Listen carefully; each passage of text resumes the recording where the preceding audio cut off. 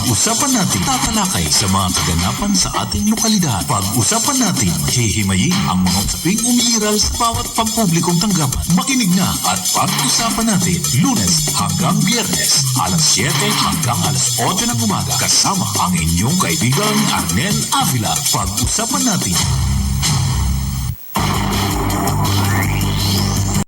Morning good, mga katoto, mga karancho, mga kachokaran, mga textmate partners, Lunes, huling Lunes para sa buwan ng Abril, sapagkat doon sa mga maaring hindi nakakabatid, tayo sumasadlak ngayon sa huling linggo for the month of April, and by Saturday this week, tayo sasadlak na sa buwan ng Mayo. Okay? So, ito po muli panibagong isang linggo ang ating bubunuin, lalo tigit sa workforce. Kung kayo man ay nabibilang sa mga pampublikong tanggapan o mga pribadong sektor, palagi na sa tuwi-tuwi na ay atin nung practicein. Alam nyo, iba yung sinasabing buena mano for the rest of the week. Kapag maganda ho yung ipapakita ninyong senyales sa unang araw ng trabaho pag Monday, bit-bit na niyan yung isang linggong pagtatrabaho natin. So, pinaka-importante sa lahat, lalo tigit sa mga government offices, tayo ho palagi na maglalaan ng ngiti. Magsiservisyo ng may ngiti sa ating mga labi. Importante yun, no? So, sige po. At katulad ng dati, eto, sa gitsit na naman po tayo. Simula ngayon hanggang hopefully matapos natin until Friday nang walang absent. Maging maayos ang kalusugan ng bawat isa sa atin at malayo sa anumang uri ng mga kapahamakan o panganib. Nag-aanyaya po muli, samahan nyo kami sa kabuuan hanggang mamayang alas 8 dito sa ating ginagawang regular na paghahatid ng mga balita at impormasyon. COVID-19 update, local news, of course, yung mga pagtalakay natin, paminsan-minsan ay nakasentro o kadalasan ay nakasentro sa lungsod ng Lucena. Paminsan-minsan ay hindi maiwasang dumaw-daw ng ilang usaping pangnasyonal o dili naman kaya dito sa ating probinsya. Meron tayong ilang papasadasan dito. Ewan ko rin naman, good morning sa ating provincial government, sapagkat pagkakaintindi ko naman yata doon sa interview natin kay Governor Danny Suarez, mukhang dismay, baka sakasakali at magkakaroon siya ng libreng oras, maging panauhin uli natin dito. And so, as with Congresswoman Helen Tan, meron kasi tayong mga lilinawin dito dahil kumakalat ngayon sa social media itong naging statement at panayam ni Governor Danny Suarez doon sa kapihan sa Maynila yata to, kung di ako nagkakamali, via Zoom conference. No? Sinasabi niya rito na meron na daw dumating na Sputnik vaccine or Gamaleya, parang tila ikinontra yata naman ito ng national government sapagkat mukhang sa katapusan pa daw yata dadating ito.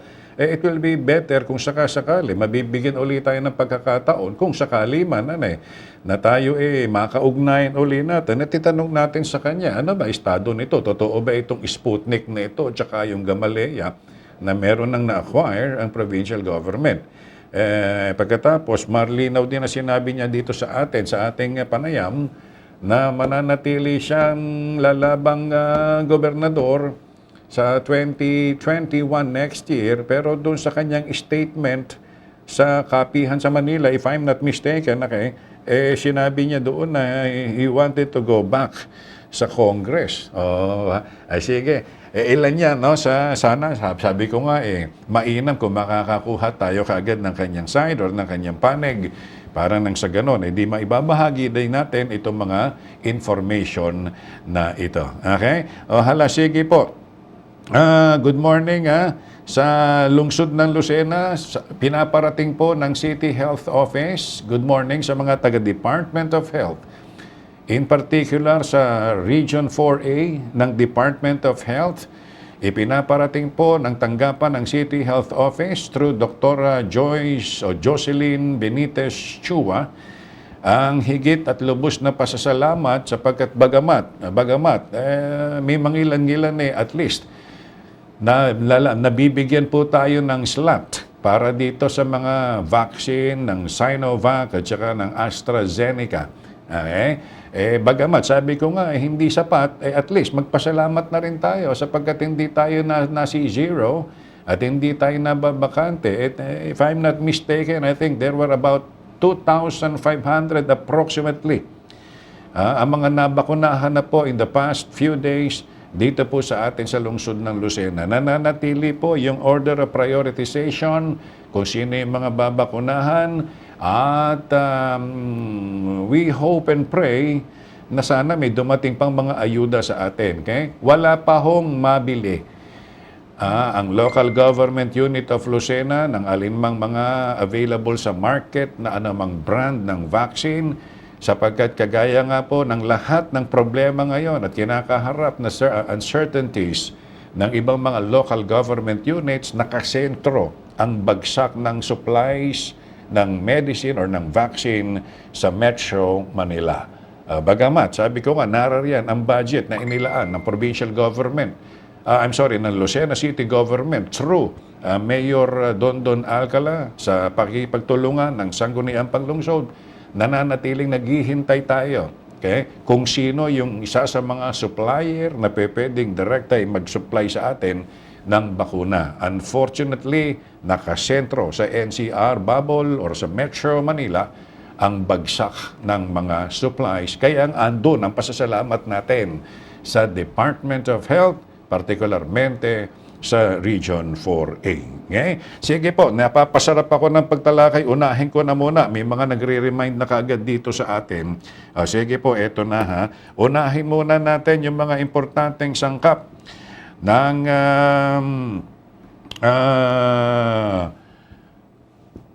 ating programa at ito ay yung ating opening prayer. Okay, sige, Padre, mamaya babasahin natin ito. Ha? Ayun. April 28 pa pala naman. Kaya lang siguro, baka nagkamali lang siguro sa kanyang statement si Governor. Pero sige, papag-usapan ho natin ito.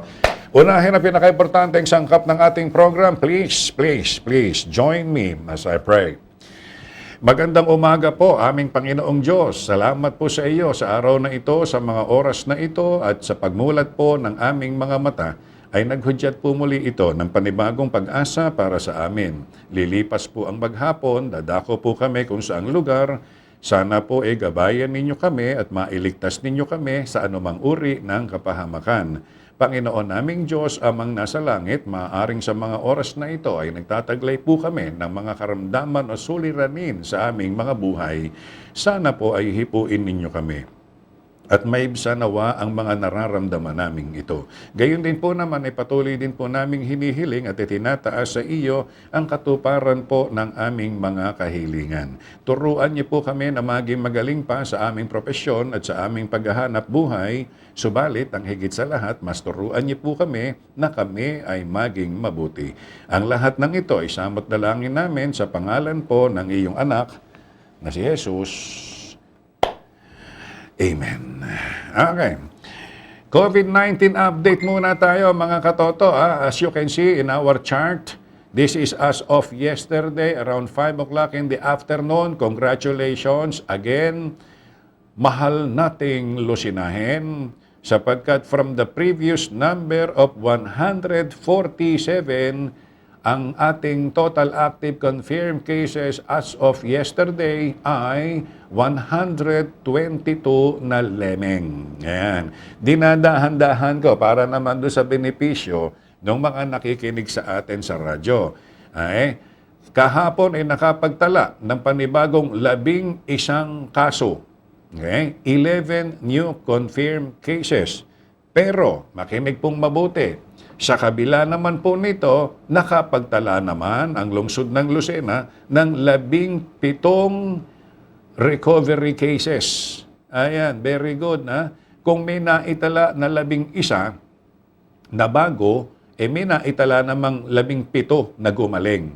Wow. Kaya ito ho yung dahilan kung bakit from 147, I think that was last Wednesday, last week, bumaba po muli sa 122. Again, let's hope and pray na itong 122 na ito ay bumaba pa uli ng bumaba sa mga susunod na mga araw. Thank you so much. Okay? Ngayon, sa kabuuan, sa national level, ang kabuuan bilang ho ng mga kaso natin ay pumalo sa yung bagong kaso kahapon na 8,162. Sa kabuuan ay merong nananatiling 77,075 na mga active cases sa buong Pilipinas. Okay? O hala, sige, thank you so much. Dako naman muna tayo sa paghahatid natin ng ilang mga lokal na mga pagbabalita.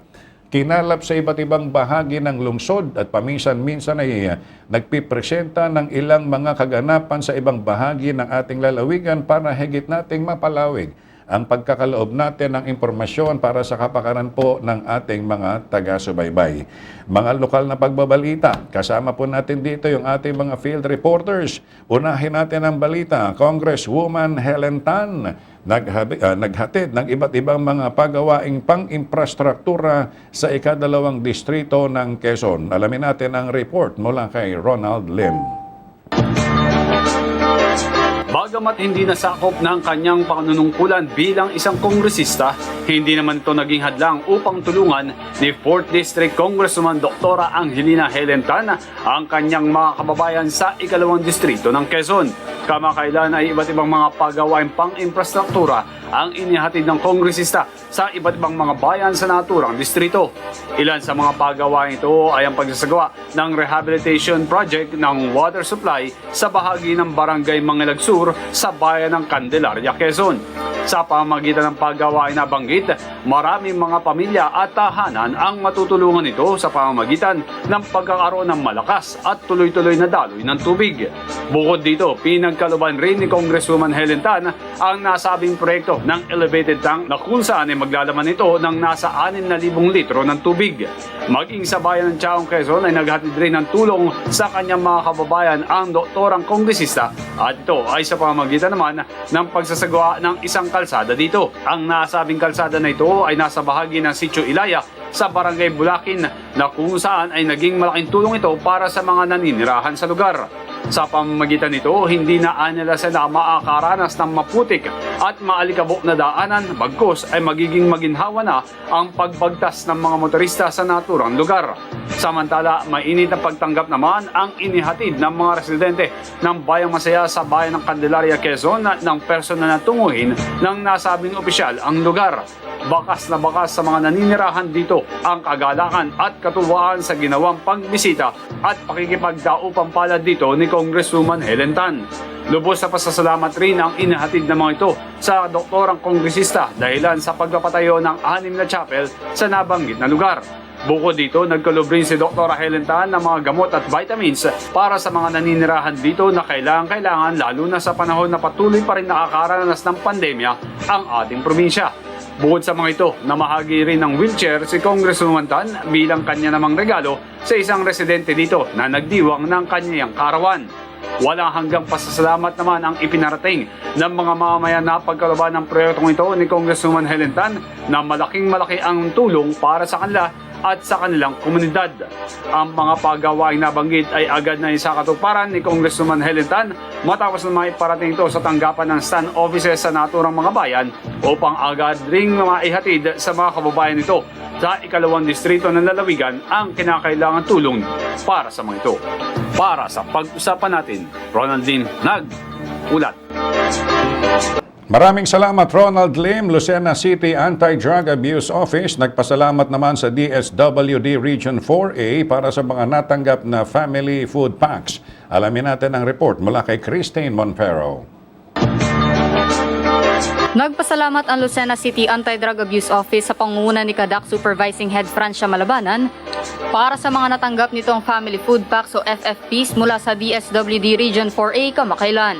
Ito ay kung saan personal na tinungo ni Malabanan ang Regional Office ng DSWD sa GMA Cavite noong nakaraang linggo upang kunin ang nasabing mga food packs. Tinatayang nasa 240 kahon ng food packs ang ipinagkaloob sa nasabing tanggapan ng lungsod para sa mga reforming persons who use drugs o RP Woods. Ayon kay Malabanan, ipagkakaloob ito sa mga RP Woods na sasailalim sa 30 araw na programa ng kanlungan ng pagbabago. Aniya, malaking tulong ang nasabing mga FFPs para sa mga nasabing benepisyaryo na alam ng mga ito na makatutulong sa kanilang mga pamilya habang sila ay sumasailalim sa nasabing programa. Kaya naman taos sa puso ang pasasalamat ni Malabanan sa ipinagkaloob ng nasabing ahensya sa kanilang tanggapan at sa patuloy na pagsuporta rin ng lokal na pamahalaan sa kanilang mga programa. Samantala, ang patuloy na pagkalinga na ito sa mga reformist ay bahagi pa rin ng layunin ng pamahalang panunsod na matulungan ang mga nagnanais na magbagong buhay mula sa kinasangkutang mga gawain na may kinalaman sa ipinagbabawal na gamot. Para sa pag-usapan natin, Christine Monfero, nag-uulat. Maraming salamat, Christine Monfero. Rescue vehicles mula sa pamahalaang panglalawigan ipinagkaloob naman sa mga bayan ng San Antonio at Candelaria. Ang report na yan, alamin natin kay Josa Cruzat.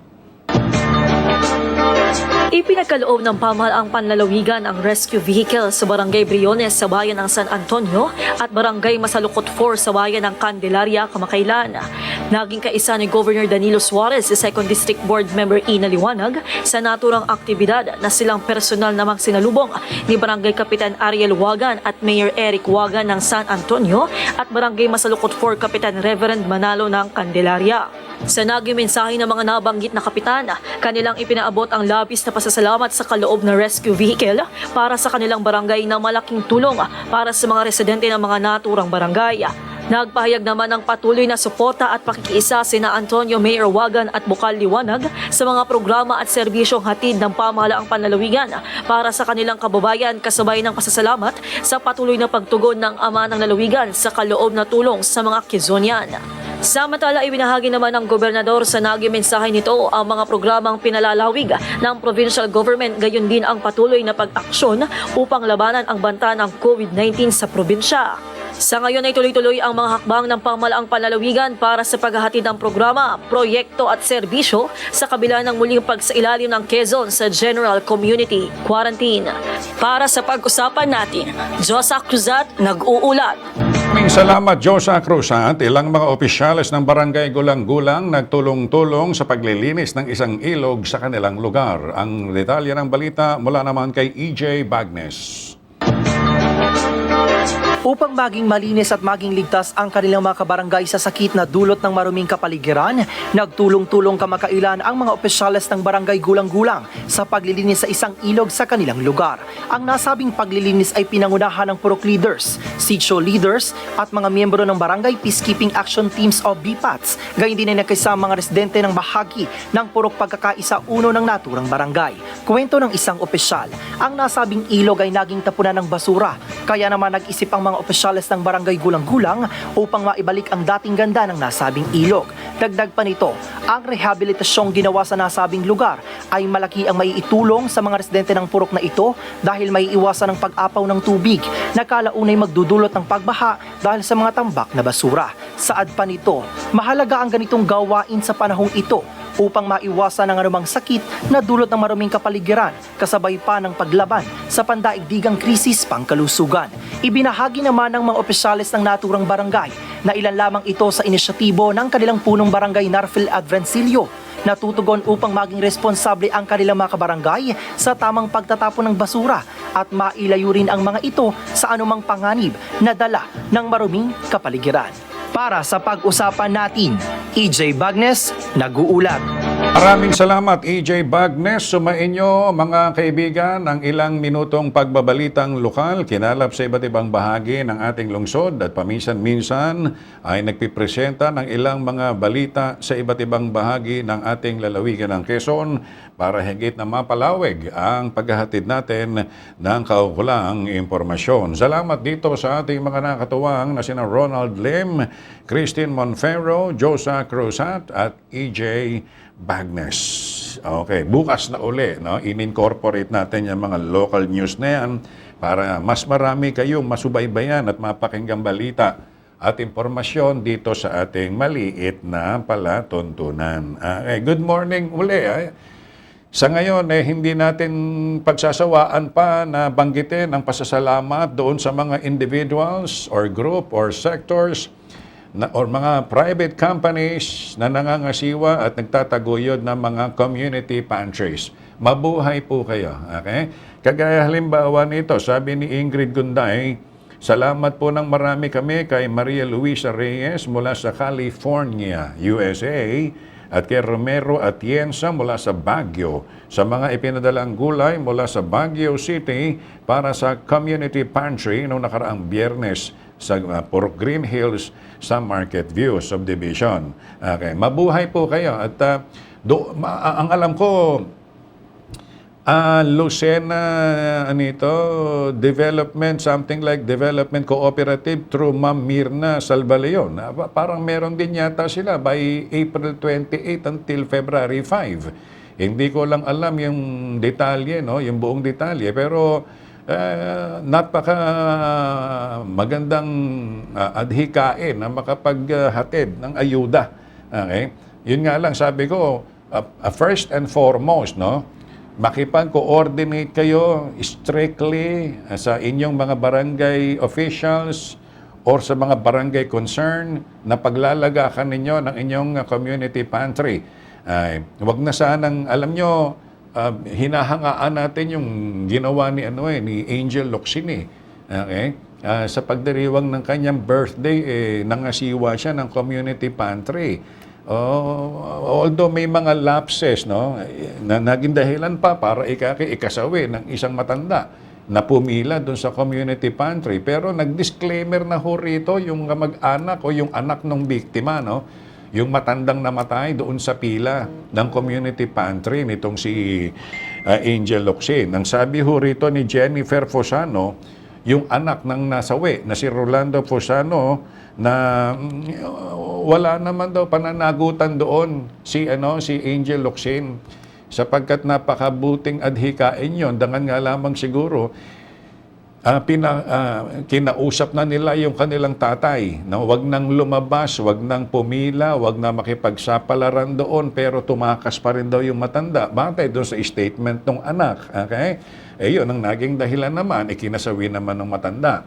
So kung sakasakali man, lalo tigit, no, medyo malawakan ho yung gagawin ninyong community pantry, I would suggest, suggestion lang naman to, prior sa holding or sa pagsasagawa ng ganyang kahalintulad na activity, make sure na well coordinated, kasi alam niyo pagka-minsan wala na doon sa wala na doon sa nag-i-initiate ng community pantry yung problema the good intention was there. Nandoon ho yung magandang layunin Kaya lang pagka-minsan, siguro, alam niyo na, ayaw ko namang sabihin, out of desperation, ayaw ko namang i-claim na out of desperation, nakikipagsiksikan yung ibang mga tao, baka pangamba na baka sila'y maubusan o hindi mabahagi na nung ayuda. Doon tayo nagkakaroon ng problema Okay? Tsaka siguro, I think it will be much better kung meron na lang siguro kayong i-distribute na stamp. Gaya halimbawa yung kay Angel Locsin, meron palang i-distribute na 300 stamps yun Ang problema, syempre, si Angel Locsin, si celebrity, nag-post siya sa kanya sa Twitter account, maliban sa pagiging isang artista, siguro hindi lang para makahingi ng ayuda, kundi makita rin siya ng personal, kahit yung walang stub, sumugod pa rin doon, na naging dahilan para mag-jump pack ang tao. Ayun, nagkaroon ng problema doon sa health observance ng health and safety protocols. Now, magsilbing aral sana ito, doon sa mga local, sa halimbawa sa lungsod ng Lucena, sa alimang bahagi ng lalawigan ng Quezon, sa naabot ng ating signal, if ever, na balakin po ninyo na magtaguyod ng community pantry, make sure na well-coordinated yan sa inyong mga barangay na paglalagakan ng pantry. Para maiwasan yung misunderstanding, maiwasan yung insidente, masunod ng mahigpit yung health protocols sa atin sa lungsod ng Lucena. Ipagpasalamat po natin dahil uulitin ko, mula doon sa 147, tayo po ngayon ay bumaba sa 122. Sana samantalahin po natin ito. At hindi ito sana magsilbing daan para abusuhin na naman uli natin. Kasi bumababa na naman ang mga kaso. So anyway, yan po ay para sa ating lahat. Okay? At bago tayo mag-commercial break, Oy, good morning nga pala. Meron nga pala akong mga nakalista rito. Good morning nga pala ha, kay Attorney Leonel Cadiz. Magandang morning, Attorney Leonel Cadiz. Napakasipag na abogado nito. Nabagat ko nung kahapon, Sunday Nabagat ko kahapon, Sunday. Kahit Sunday pala, pagka ika ko nagpapakita ng sadyang kasipagan itong si Attorney Leonel Cadiz dahil kahit pala linggo nagsiservisyo ito doon sa kanyang mga kliyente. Natsyempuhan ko kahapon doon sa kanyang opisina diyan sa may Cabana Street malapit sa corner ng Alyaray. Good morning Attorney Leonel Cadiz at magandang umaga na rin dito kina Attorney Sheila De Leon at saka dito sa kay Attorney Kitz Lagman. Ito naman yung dalawang personalidad ng City Legal Office na patuloy na nagkakaloob ng libreng notaryo sa mga mamamayan ng lungsod ng Lucena. Mabuhay po kayong mga abogado na binabanggit po natin. Babalik tayo sa second half. Makalipas po lamang ang ilang mga paalala.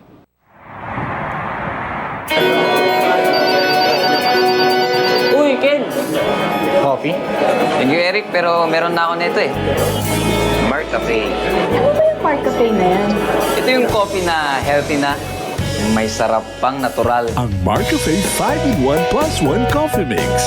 Ang kape may natural na sanggap mula sa pinagsama-samang herbal extract. Kaya para sa kumpletong araw, mag-Marcafe ka na. Oh, pagod na kayo, no? Sabi ko naman sa inyo, mag-Mark Cafe na kayo. Iba na yung masustansya na. May sarap pang natural. Marcafe, ang sarap ng natural. Niyakap natin ang pagbabago at tinutol ang tanikalang pumigil sa pag-unlad ng Lucena. Sinubukan nating maramdaman ang paglalahad ng mga programa sa malumanay at walang pananakot na pamamaraan. Sama-sama nating ibinangon ang bagong Lucena sa pangungunan ni Mayor Dondon Alcala. Ito na ang tamang panahon para ituloy ang higit na kaunlaran at pagbabago. Kayang-kaya basta't sama-sama. Bangon para sa bagong Lucena. Bagong Lucena. Pilipinas kong mahal, akay ang pananampalataya sa may kapal.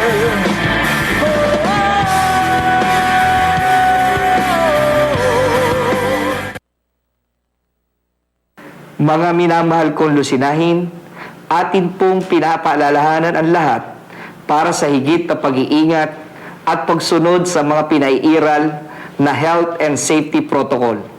Malaki po ang maiitulong nito para makontrol natin ang paglaganap ng COVID sa ating lungsod. Atin po sanang sundin at igalang ang mga barangay marshal na siyang nagpapatupad ng mga alituntuning ito sa alinmang barangay na sakop ng lungsod ng Lucena. Ang ginagawa po nila ay para lamang matiyak ang kaligtasan ng bawat isa sa atin. Maraming salamat po. Pag-usapan natin host Arnel Avila would like to thank the following: Dr. Sherwin Liego, your skin doctor in Lucena, and SM City Lucena.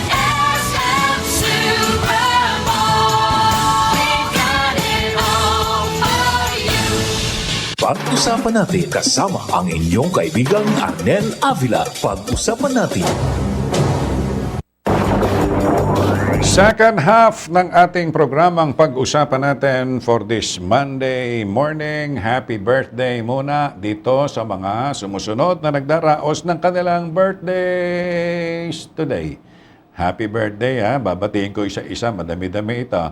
Ate Fides, ng City Treasurer's Office. Kasexy nitong si Ate Fides na birthday mo pala ngayon. Kaya pala ikaw ay gumaganda at gumaganda nitong mga nakalipas na ilang mga araw magbe-birthday ka pala ngayon. Ate Fides ng City Treasurer's Office, happy birthday. Ganon din kay Miss Vienne Jergen, happy birthday. Oy, Robinson Felipe, Ay, Padre, happy birthday ha. Masipag na tao to. Itong si Robinson Felipe, nagsusumikap ng gusto doon sa kanyang ipinundar na negosyong pizza. Padre, happy birthday. Miss Noreen Niño Franco Sandoval, happy birthday. Sino pa ito mga nagdaraos? Si Miss Raylene Navera, happy birthday. Oy, Kuya Ding Tan Barreto. Kuya Ding Tan Barreto, happy birthday. Ganon din kay Miss Grizzly Sanchez, happy birthday. Kay Miss Roseline Colio. Ay, ipinag-adya ka sa aksidente, no? Nakita ko yung post niya while she's in Singapore. Naka-reside na ho ito sa Singapore si Roseline Colio Nakita ko yung post niya. Lumipat siya ng upuan nung sinasakyan niyang bus sa Singapore. Mabuti na lang yung lipat niyang yon, na aksidente naman yung kanilang bus, yung mismong inalisan niya ng upuan, yun yung badly damaged. Kaya ngayon, siguro ang laki ng pasasalamat niya, no? Eksakto, birthday pa naman niya ngayon, naligtas siya doon sa aksidente. Happy birthday, kaibigan natin ito, si Mr. Roseline Colio. Happy birthday! Ganon din kay Miss Daniel King. At doon sa mga nagdaraos pa ng kanilang mga birthdays today, happy birthday po sa inyo. Baka may mga hahabol pa rito. Ayon, kagaya na binabanggit natin, yung delivery ng 15,000 vials ba ito ng Sputnik vaccines sa April 28 pa dadating. Nako, saan kaya hinalaw ni Gov. Dani yung kanyang naging binitiwang pahayag doon sa press conference, no? Sa mga media personality ng Metro Manila. Okay. Sa April 28 pa pala Saan kaya galing yung sinasabi ni Gov. Dani na Sputnik vaccine, no? At saka yung Gamaleya. Okay. Malaki problema natin, no? Actually, hindi lang naman Lucena, hindi lang naman Quezon. Overall, in totality, sa buong Pilipinas, medyo malaki sadya ang problema natin, no? Sa probinsya ho ng Quezon, there were about 1.6 million locals. Okay? There were about 1.6 local resident. Million, I'm talking about millions. 1.6 residents or locals ng Quezon ang dapat ipailalim sa bakuna para ma-achieve natin or makuha natin yung herd immunity. Ano daw ba yung herd immunity? Ito po yung malawakang parte o malakihang parte ng isang populasyon. Kagaya halimbawa rito sa atin, kung sa lalawigan ng Quezon, ay tinataya pong nasa 1.6 million na katao o residente ng probinsya ang dapat maturukan ng bakuna para makuha natin yung herd immunity. Ang problema, kagaya ng problema ng Quezon and all other provinces and all other municipalities and cities, andun pa rin sa purchase. Nandun pa rin yung problema sa pagbili. Acquisition ng bakuna. Why? Wala akong dumarating na supply At kung sakali man may dumadating na supply, ang priority ng bagsak doon sa NCR. Kasi doon yung mas malaking mga cases Okay, doon yung mga malalaking kaso kung halimbawa ang lalawigan ng Quezon, ilan na lalawigan ng Quezon? Something around 900, no?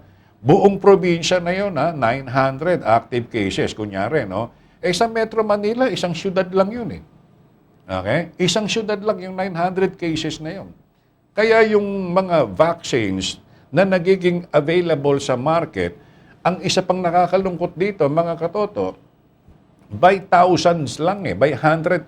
Swerte nga natin kung nakaka-100,000 plus Ang problema, tingi-tingi ho yung dumadating Kaya, if we are going to make an honest assessment, as for me, kung ako ho ang tatanungin ninyo sa isang honest assessment, sa kabuuan na ho ng ating bansa, nakakalungkot mang isipin, baka dumating pa ang 2023. Can you imagine that, no? With the way things are going, sa tinatahak na takbo ng mga pangyayari, sa sistema ng mga dumadating na bakuna,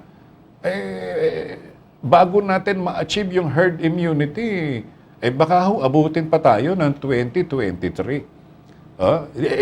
That will be the only time na makita natin na masabit maklaim na 70% or sa kabuuan ng populasyon ng Pilipinas, kulang-kulang humigit kumulang sa 70 million Pilipinos ang fully vaccinated na. Malaki ho ang problema natin Kaya nga lamang sabi ko, mukhang yun nga, siguro hindi ko alam kung saan galing yung statement ni Governor Danny. Pero siguro, kung sakasakali man, sabi ko nga, at magiging guest natin dito, uli, by May. Kasi sabi naman niya sa kanyang pahayag nun, by May, babalik siya rito para ipakita niya may mapagkukunan siya ng pondo para doon sa hindi inaprobahang budget ng Sangguniang Panlalawigan. And so, as Congresswoman Helen Tan. Ngayon, ang isa dito na medyo nagpa-flare ngayon at pinag-uusapan din sa social media, yung ipinahayag din ni Governor Danny, mukhang sabi niya, mukhang pagod na daw yata siya. Pero sabi naman niya dito sa atin, he will run for re-election as governor. And he will let incumbent Congressman J.J. Suarez to stay. Okay? And to run for re-election as congressman ng 2nd District.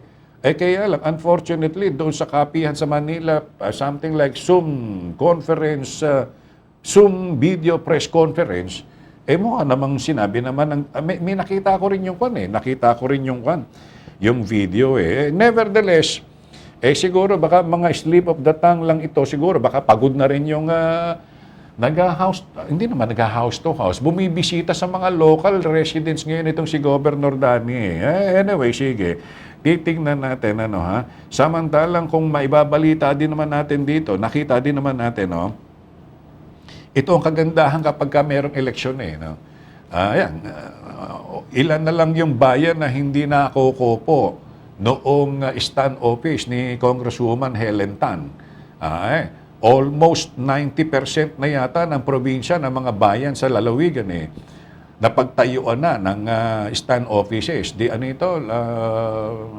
Basta may tinatawag sila dito na pinaglalagakan ng mga opisina ng serbisyong tunay at natural, kung saan dito dumudulog yung mga residente ng bawat bayan, maganda yung nangyayari. Why? Nacha-challenge din halimbawa yung maaring opponent niya in the person of Governor Danny, lumalabas din at sinasabayan din kung sakasakali yung mga distribution of goods, vehicles, medical services, and so on and so forth.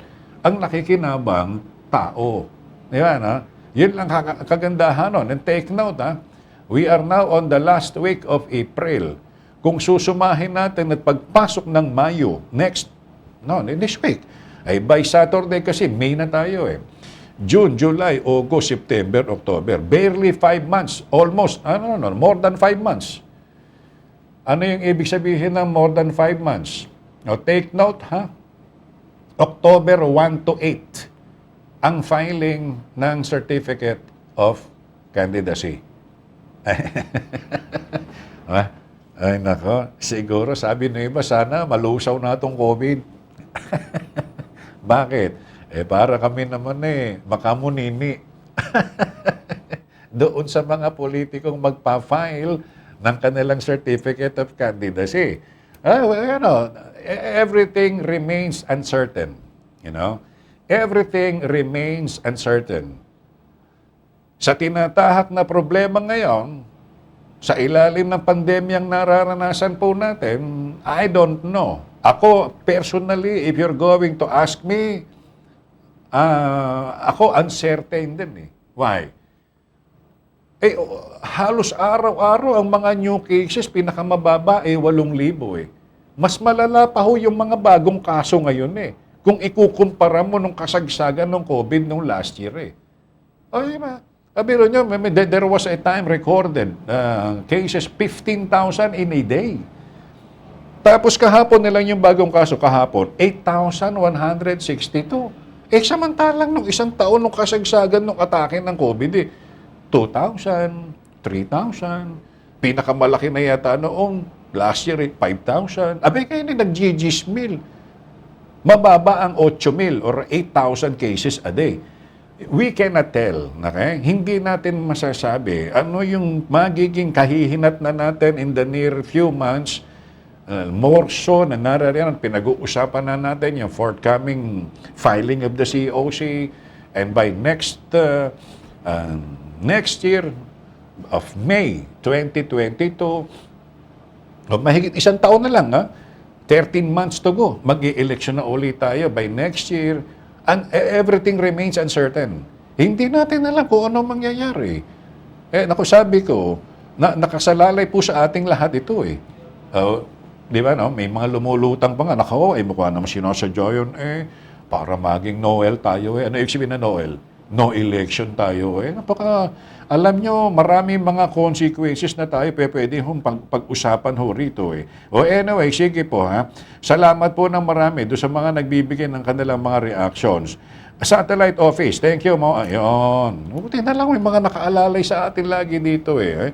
Yung mga satellite offices, ang tinutukoy natin dito, na itinataguyod ng serbisyong tunay at natural. Ayan, nabanggit ko lang naman, kasi sabi ko nga, sa ating interview kay Congresswoman Helen Tan, it is as if, I think, if I am not mistaken, parang inaminan niya rito na 99.9%. 99.9%. Nandoon yung lamang, yung kasiguruhan na siya papalaot sa larangan ng pagiging gobernador ng lalawigan ng Quezon. 99.9%. Kaakibat naman nito, di yung pagtataguyod naman niya ng mga satellite offices sa halos lahat ng mga bayan sa lalawigan ng Quezon. Now, on the other hand, sinabi din naman ni Governor Danny Suarez na he is bent on re-election for the position of governor. At ipauubayan na daw niya. Nag-uusap na daw silang dalawa ngayon ni Congressman J.J. Suarez na manatili doon sa kanyang position bilang kinatawan ng Segunda Distrito. Good morning nga pala, no? I am still waiting for the confirmation. Kasi may nagtatanong sa atin Sir, na-interview nyo na si Congresswoman Helen Tan. Na-interview nyo na itong si Governor Danny. Kailan naman ninyo naka-schedule ma-interview? Ito naman dalawang maaari maglabang congressman ng 2nd District. Good morning dating Congressman Vicente Kulit Alcala. Si Kong Kulit, kung tawagin ng marami yan, isang tawag mo lang dyan. Okay?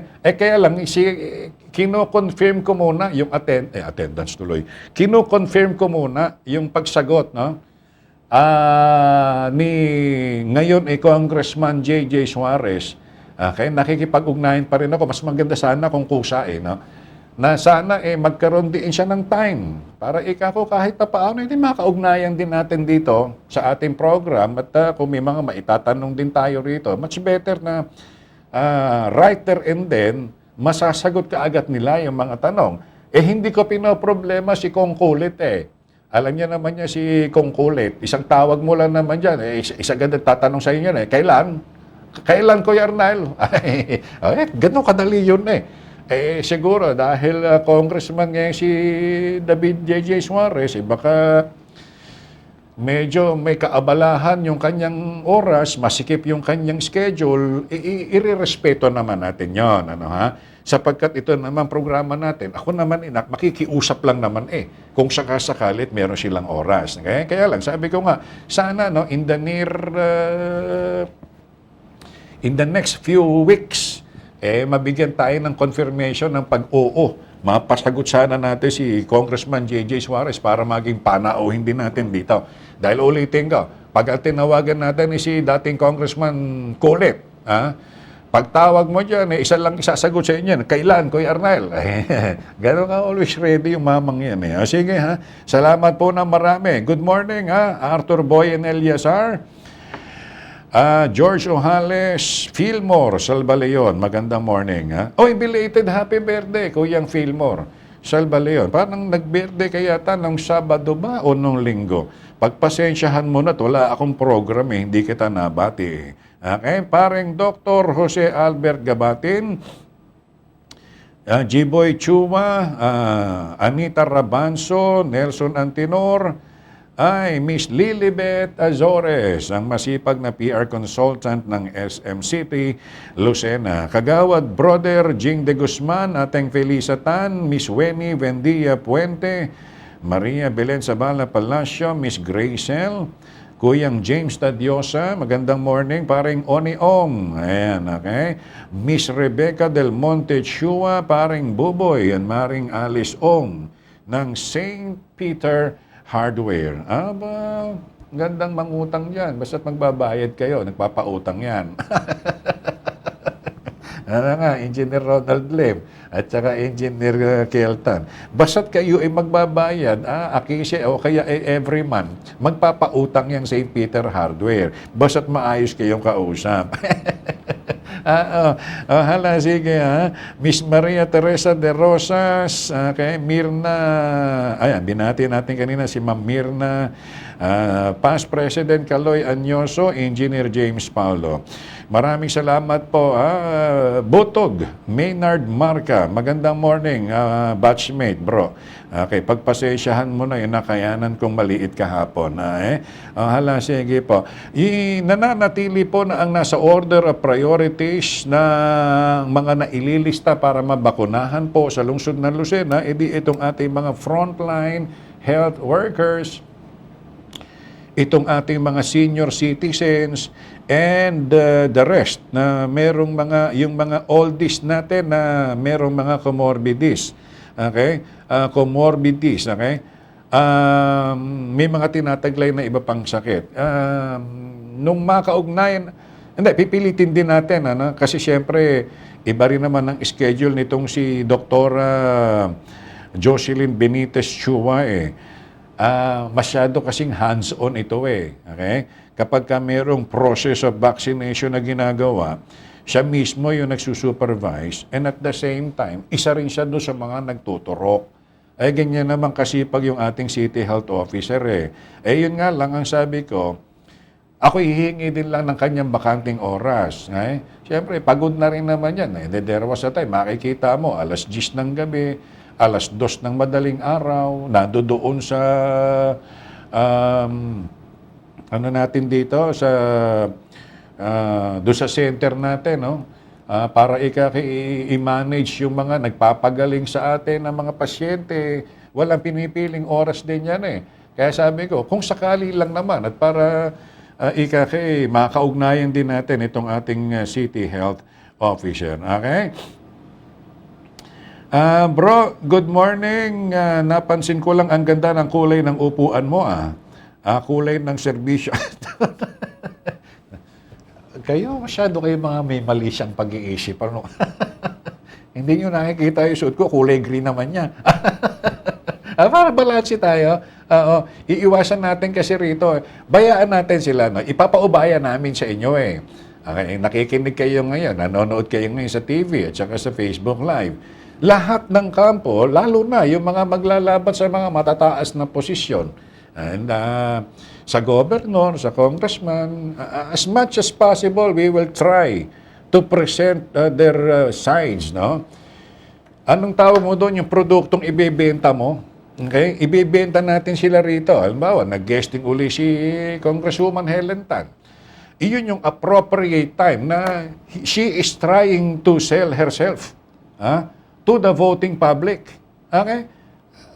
Ang magdidesisyon kasi dyan tayo, kayo na nanonood, maaaring nakikinig sa maliit nating program. Habang nag-i-interview tayo dito, di ba normal yun tinatasahan ninyo yan ang gandang sinabi ni Congresswoman Helen Tan sige, pogi point, isa. Aba, may programa pala siyang gano'n sige, dalawa. On the other hand, nung naging guest natin dito si Governor Danny, the same manner, ganun din. Ibinebenta rin niya yung kanyang sarili. And it will be up to us. Kayo na nakikinig ngayon, nanonood ngayon, tatasahan ninyo Si governor pala sadyang sa kabila ng pagkakaipit ng kanyang budget hindi papayag na masawi ang lalawigan ng Quezon sapagkat sinabi niya he will never fail Quezon. Puntos yun. Nasaan yun? Nasa ating lahat. Yun ang kagandahan na maipipresenta natin. Okay? Yun yung sa mga posisyon ng sensitibong posisyon. Halimbawa yung governor, congressman. Sa lungsod ng Lucena naman kasi, siguro naman, more or less, lamang yung more, no? Sa lungsod naman ng Lucena kasi, more or less, mas lamang yung more, alam naman siguro natin kung saan pa yung tatahakin nating kaularan dito, no? Batid naman na, siguro, ayaw ko naman magyabang, maaari sabihin ko, 8 out of 10. No? 8 out of 10. Maaring may difference kami or magkakaiba kami ng pananaw pagdating doon sa ibang position outside Lucena. Take note of this analysis, no? Mga yung masa ABCD. Ito yung mga class of society, ABCD, E, FG, HIJ. Okay? Maaring sa ibang kanilang paniniwala, iba yung paniniwala, magkakontra kami sa paniniwala sa aspeto ng distrito, sa aspeto ng probinsya, okay? Pero pagdating sa Lucena, kahit sinong kausapin mo sa 10 tao na makakakwentuhan mo araw-araw, 8 sa mga ito isang sinasabi. Alangan naman, lumihis pa tayo ng direksyon.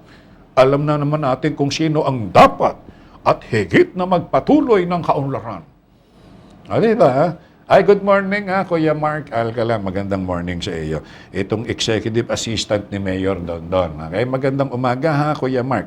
Yun lang naman yung binabanggit natin dito. Pagdating mo sa lungsod ng Lucena Kung baga sa higaan nakahiga ka na sa maayos na higaan Nakatikim ka na ng masarap na putahe. Yan yung pinagdebatehan natin natatandaan ganyan noong 2013. Yung luma at saka yung bago. Nung 2013 election, naghain ng bagong putahe si noon kandidatong mayor at OIC Mayor Dondon Alcala. Sabi ng mga Lucinahin, tekmi nga are. Mga lingwahe, tekmi nga yan. Tinikman ngayon yung putaheng inihahain ni Dondon Alcala noon bilang kandidatong mayor o IC mayor siya noon di tinikman. Doon sa pagkakatikim na yun, kung humakot ng nasa 15,000 kalamangan sa boto. Yung unang termino niya sa nakalipas na 3 taon ay nasarapan ang mga Lucinahin doon sa putahe na ipinatikim ni Dondon Alcala bilang siyang mayor ng Lucena. Kaya anong nangyari? Pagdating ng 2016, ang sabi ng Mayor Dondon for his re-election, baka nga pwedeng tikman nyo may isasahog ng panibago. Tinikman uli ng Lucinahin. Yung panibagong putaheng sinahugan ng bago. Anong nangyari? Yung 15,000 na kalamangan niya sa kalaban niya noong 2013, naging almost 30,000 noong 2016. Sabi nung Mayor Dondon panghuli, eto na yung pinali nung recipe natin. Tinikman uli. Mas dumoble almost 50,000 yung lamang sabi ng mga Lucinahin, may nakita naman kaming pruweba Nakita naman namin at naramdaman naman namin good morning nga pala doon sa mga nagpapapicture doon sa circle. O doon sa ating welcome arc. Pagkakaintindi ko, magpapagawa yata doon ng parang, anong tawag mo sa ganoon? Basta, merong isang lugar doon na pwede kayo mag-photo ops or photoshoot. Huwag doon sa mismong circle. Baka ho kasi kayo ma-aksidente. Kagaya nung nadaanan ko kahapon, may mga riders, I don't know, kung saan galing itong mga riders, nakapalibot ho doon sa doon sa welcome arc, baka ma-aksidente lang ho kayo. Platform, ayun.